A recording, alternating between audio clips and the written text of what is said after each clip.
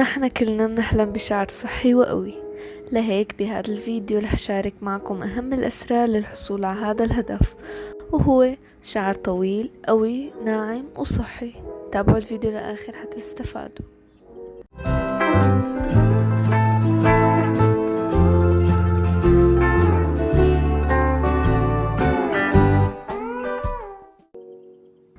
أولا، تغذية الجسم.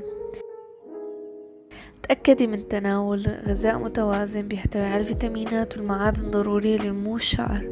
كمان في بعض الأكلات اللي بتساعد الحصول على شعر كثيف وصحي، ومنها الأفوكادو، السبانخ، اللحوم الحمراء والدجاج، السمك والبيض.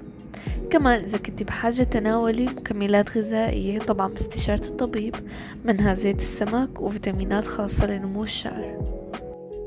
استخدمي مواد العناية الصحيحة.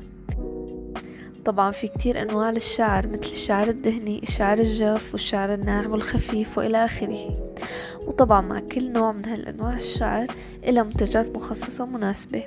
لهيك عرفي نوع شعرك واشتري المنتجات مثل الشامبو، الزيوت والبلسم على حسب نوع شعرك ليعطي نتيجة واضحة وصحية. تجنبي الحرارة الزائدة.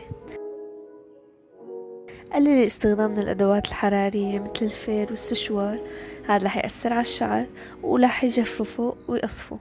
لهيك بدلا من استخدامهم ابحثي عن طرق لتصفيف الشعر بدون حرارة، أو إذا كان الأمر ضروري استخدمي منتجات حماية الشعر من الحرارة. والأهم لا تستخدمي الحرارة على شعر مبلل. تقليل الغسيل الزايد. جنبي غسل شعرك يوميا.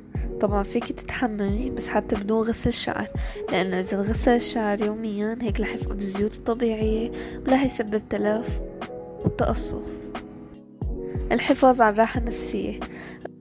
الضغوط النفسية، الاكتئاب رح يأثروا على الشعر، والتوتر وضغوط الحياة بتسبب على تساقط الشعر وبيأثر على الهرمونات اللي بدورها بتساعد على نمو الشعر. تقليل التسريحات. طبعا ربط الشعر بقوة رح يضغط على فروة الرأس ورح يؤدي لتساقط الشعر. لهيك بعدي عن موديلات الشعر المعقدة ويلي بتشد الشعر، استبدليهم بموديلات سهلة ومريحة للشعر. وهذا كان فيديو اليوم، بتمنى يكون عجبكم وتكونوا استفدتوا. لا تنسوا الاشتراك بالقناة وتحطوا لايك وتعليق يشجعني حتى أكمل أكتر. بحبكم كتير، بشوفكم بالفيديو الجاي. باي.